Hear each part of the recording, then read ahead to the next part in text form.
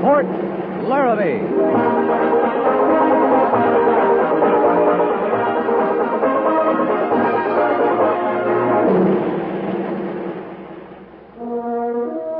Fort Laramie, starring Raymond Burr as Captain Lee Quince. Specially transcribed tales of the dark and tragic ground of the wild frontier. The saga of fighting men who rode the rim of empire. And the dramatic story of Lee Quince, Captain of Cavalry.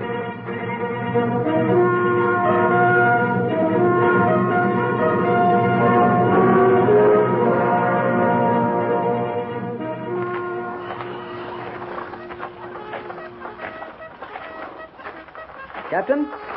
Oh, Mr. Syberts. The men looked fine, I thought. Well, yes, sir. They looked all right. Good drill. Good parade. Yes, sir, but actually I was more concerned with... Well, weren't you listening, sir? I was watching, Lieutenant. I almost never listen to a dress parade. I mean the band. The band seemed to march real good. Captain, the music. Frankly, I thought it was terrible. Oh? Usually it just sounds bad. But today it was awful. What, didn't it sound strange to you? Tinny, off-key? I was watching B Company, Mr. Syberts. Marched just fine. I don't know. Maybe it's my ears. More likely my ears. I don't pay much mind to the music. When I was a boy, my mother thought I had a promising voice. So I'd sing for her. And the hogs would come running. Then the neighbors got so they'd come running, too. I got a lot of encouragement to quit singing. But just because you couldn't sing well, Captain, doesn't mean you don't have an appreciation for music. Oh, I think it does, Mr. Syberts. You see, I wasn't just obliging my mother. I thought I sounded fine, too.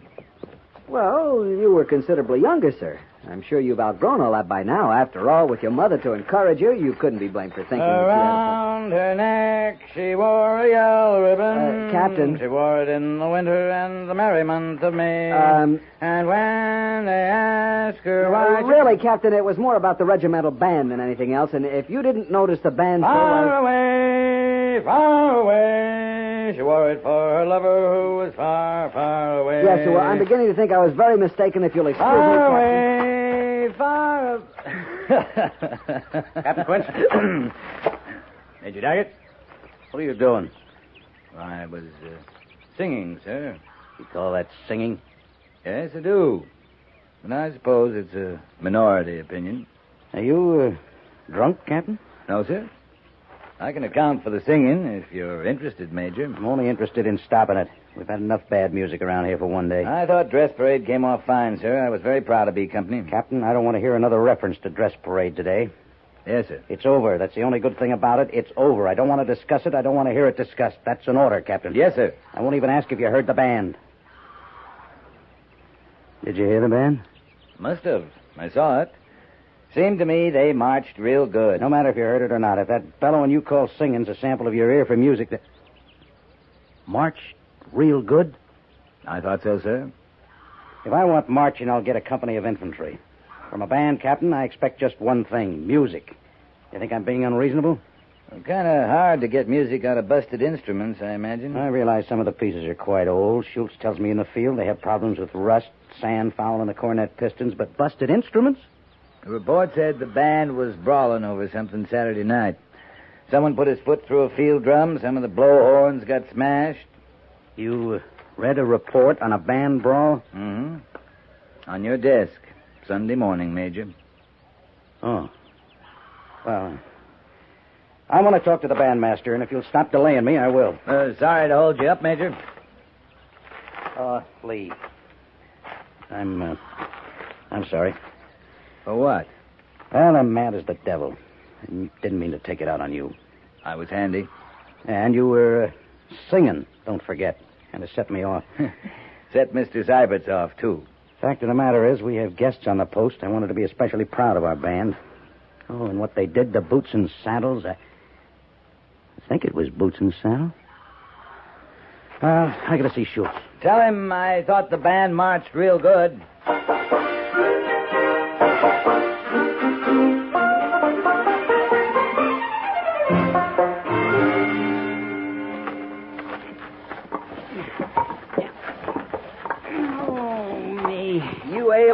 Harrison? Not me, Sergeant. Well, we'd like to get that lumber loaded so you could run the wagon up to Old Bedlam, unload it, and come back here and start all over. No, I'm doing what I can. I swear I am. You ain't ailing. You shake a leg. Both of them are shaking now, Sergeant. All right, Harrison, come out with it. I got about half a minute's patience left. You know I'm a reasonable man. You know that right off. Well, if I'm not reasonable, maybe there's a cause. I ain't got long to wait. Like this contrary weather. It ought to be cooling off. Give a man a feel for hard work. It's got no right to be blazing hot this time of year. You're asking for a change of weather? I'd be obliged if you could arrange it, Sergeant. Anything, just any small thing would be an improvement. Well, now, you just come to the right man, Harrison.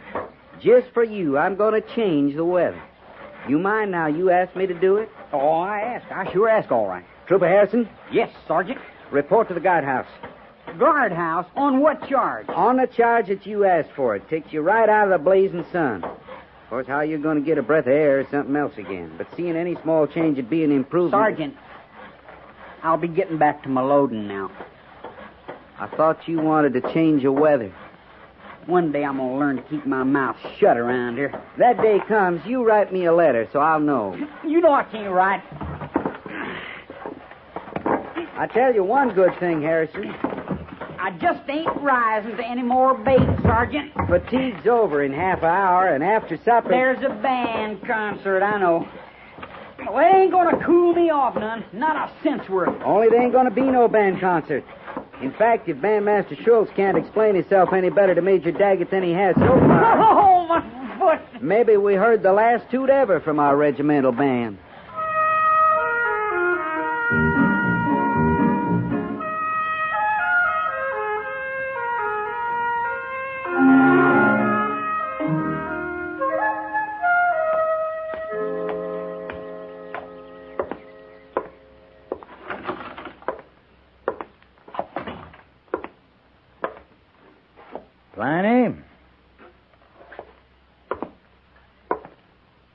Pliny?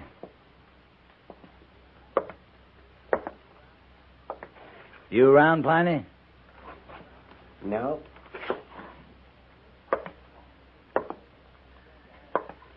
What are you doing behind the pickle barrel? You drop a penny? Are you alone, Captain? Sure.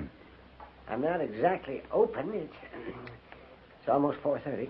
You'd open at midnight to sell a 2-penny cigar. Now come on out from behind that barrel.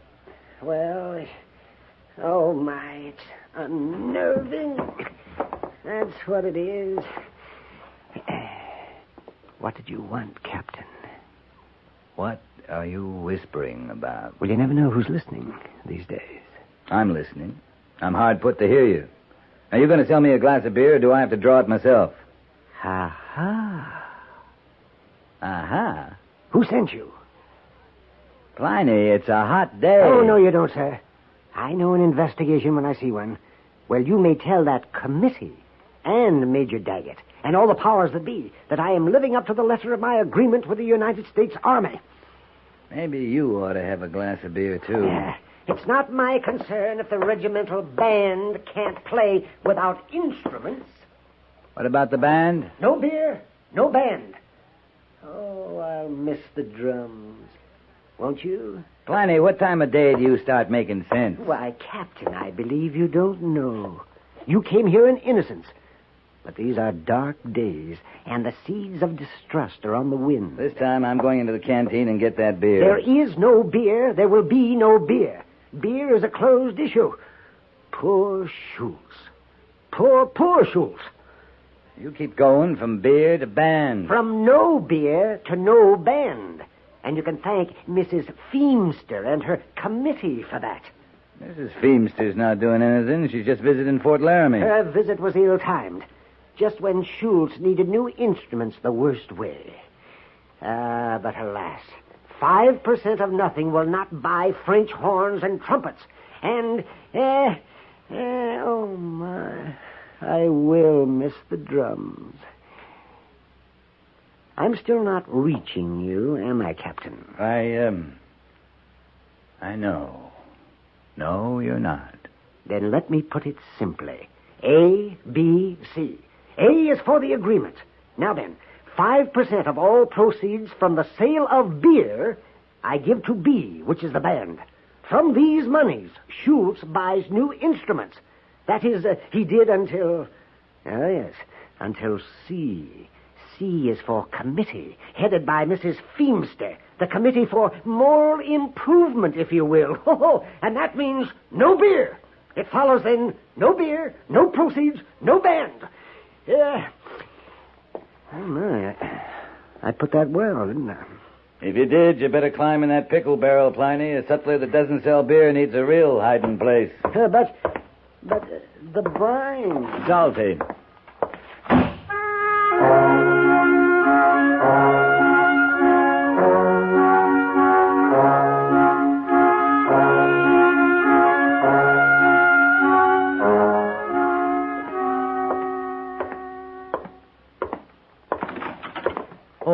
Captain, I was just about to send for you. This came from the settlers, Major. You got any idea what's going on around here? Hold your voice down. Come here. Pliny was whispering, too, for a while. Now, listen to me, Lee. I get a better idea than anyone what's going on around here. Mrs. Feemster's in my office now. Let's go in here. The army run by a woman now, Major? That's not funny, Lee. I don't mean it funny. I can't get a glass of beer. Pliny says that woman's why. I've just learned from Washington that there's several thousand Mrs. Feemsters, Captain, and their ranks seem to be growing daily. Not only that, but there are also Mr. Feemsters, and their voices are getting louder every day. Mrs. Feemster doesn't like beer? On moral grounds. She like whiskey better? Whiskey isn't the issue. Beer, light wines, such as are sold at the sutler's canteen. Then she likes whiskey better. She wouldn't see it that way. Besides, it isn't just the beer. That's just part of their plan for moral improvement. They want to see that all posts have libraries, more recreational facilities, concerts. From the regimental band, playing on no instruments? Well, Mrs. Feemster realizes the problem there. I got nothing against libraries, recreation. We need 'em. But do you think we got any kind of a drinking problem at Fort Laramie? I've never been aware of one. If we had one, you'd be aware of it. We all would. And if we had one, it wouldn't be on account of beer served to the settlers. I know that, Lee. You act like this was up to me. Well, let me assure you, it isn't. Mrs. Feemster, post commander? I'm still in command here, and that means I still follow orders from Washington. That's where the real pressure's coming from. They've banned the sale of beer at Fort Sully, Fort McPherson, and Fort Totten, and I can't keep them from banning it here. That brings us back to whiskey again. If a man can't get a glass of beer on the post, he'll go off the post. You think Mrs. Feemster knows what a hog ranch is? A whiskey ranch? I doubt it. Well, they got 'em now, all around Fort Sully and Fort Totten. And men that used to drink beer at those posts are stealing off and rotting their insides on hog ranch whiskey. You seem pretty sure of your facts, Lee. Ask Major Trucks. He got the information at the post surgeons' meeting last month at Fort Randall.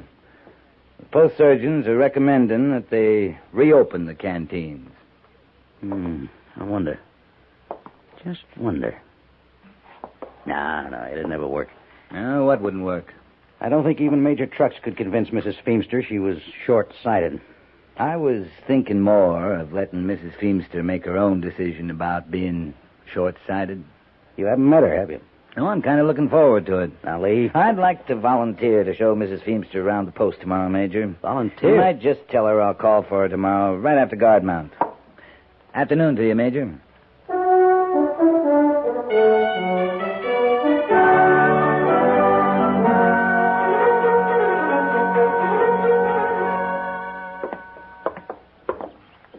Of course, in time, we'd want to build a library building separate, but that takes time.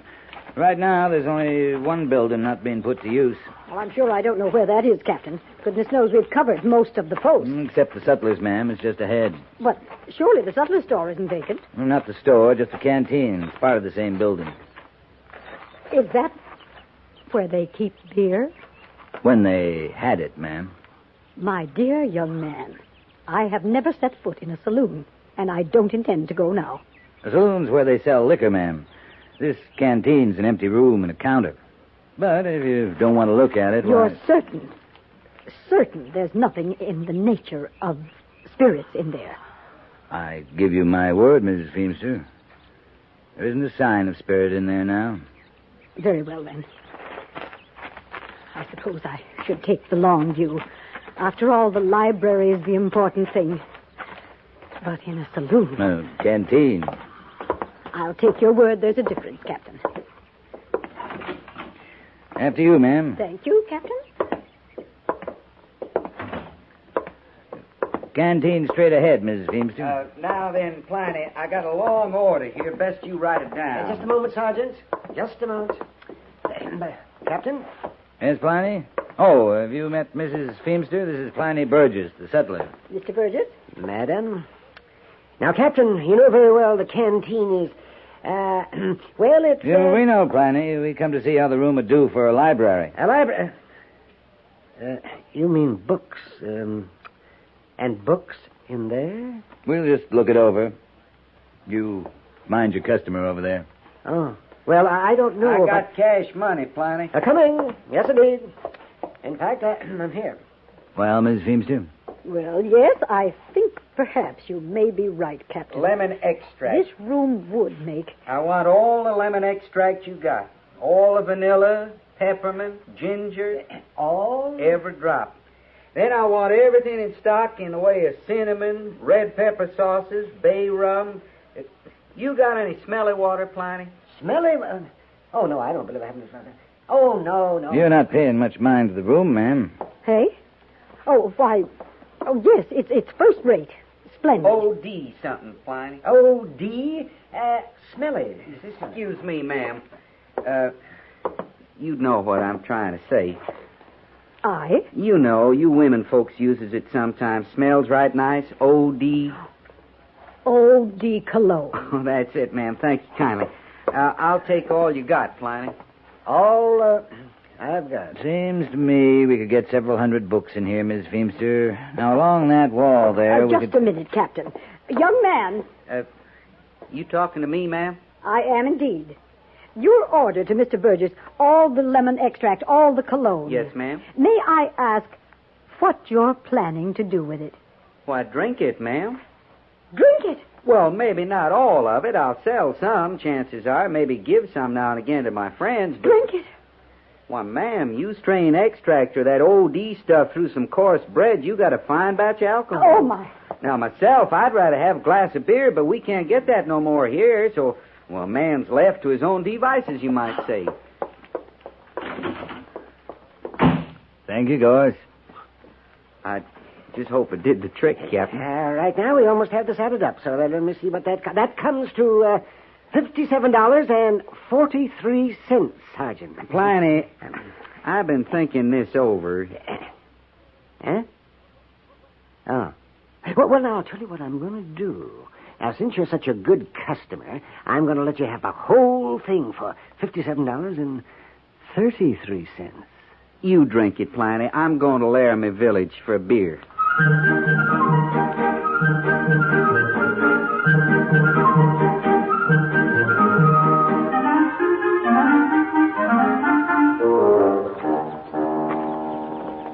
Why, Captain, you've come to say goodbye. No, I wasn't sure I'd be welcome, Mrs. Feemster.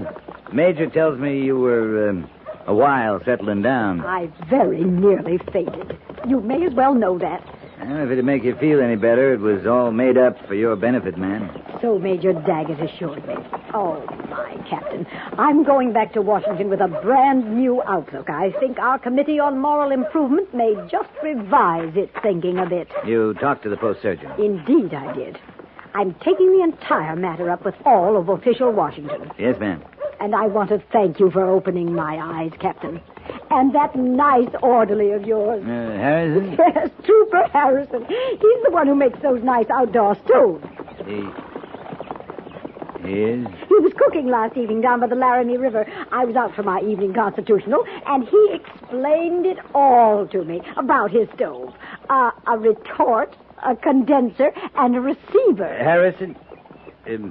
He called it a stove? Oh, he had some other name for it. A foolish name, too. A foolish name like a stove? Yes, but I could see it was a stove.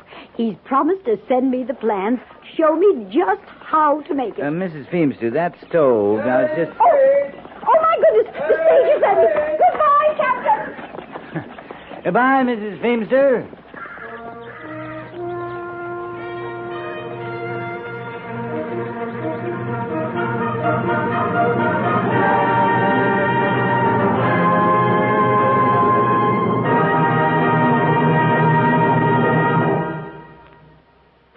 Laramie is produced and directed by Norman MacDonald and stars Raymond Burr as Lee Quince, Captain of Cavalry, with Vic Perrin as Sergeant Gorse.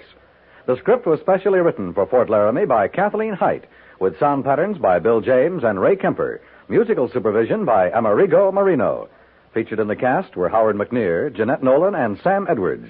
Jack Moyles is Major Daggett, and Harry Bartell is Lieutenant Seiberts.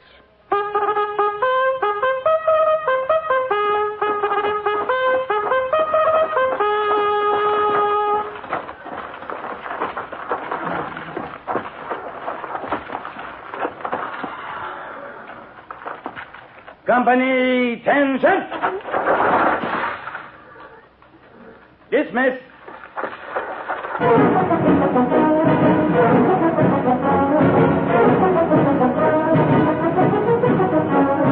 Next week, another transcribed story of the Northwest frontier and the troopers who fought under Lee Quince, Captain of Cavalry.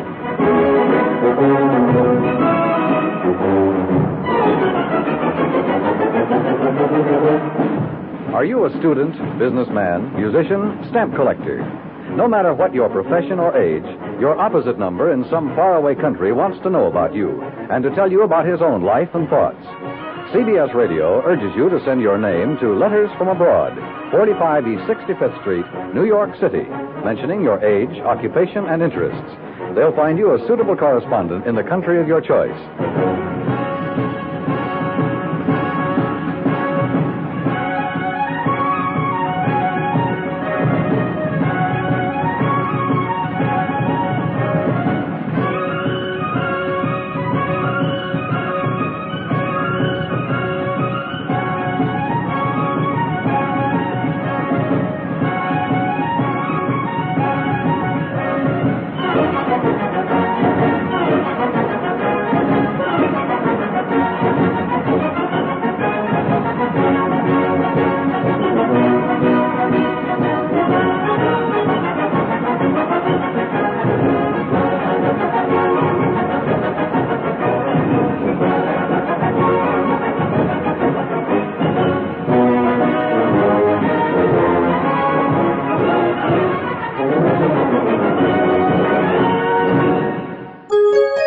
VintageRadioshows.com